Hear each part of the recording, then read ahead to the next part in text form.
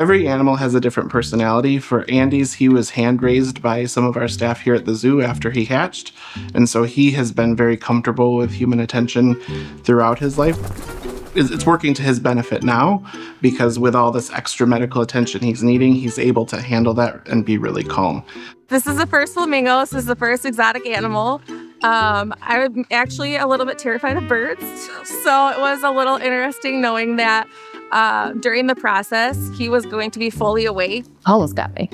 At times, he would get a little feisty and want to be a little bit more involved. He had an injury, and it could have been something as simple as a slip that happened in and out of the pool. But over time, that deteriorated to the point where he was losing the support of the ligament to that limb.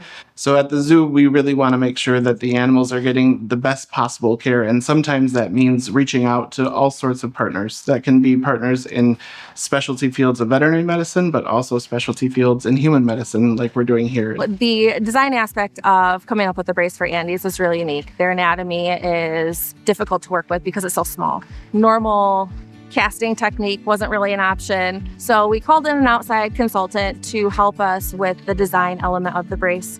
We ended up taking a bunch of measurements in order to create a positive model, which is what we used for the fabrication.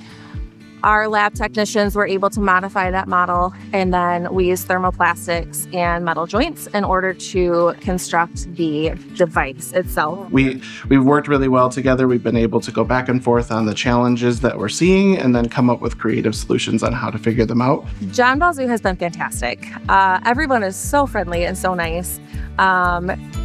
I'm sure my number is plastered everywhere. They would call me, they would text me, they would send me picture updates just to make sure that things were going well. I think there's a lot of unknowns as far as how long he'll need it. Right now, we're kind of in that acute phase of his ligament healing. So the goal would be that he's wearing this for some time and they're able to kind of monitor how he's doing and how well his mobility is over time. The zoo may do trials and removing the brace just to see how well he does and how well he responds to having that off. Eventually, they might be able to get rid of it altogether. I think it's a time will tell type situation.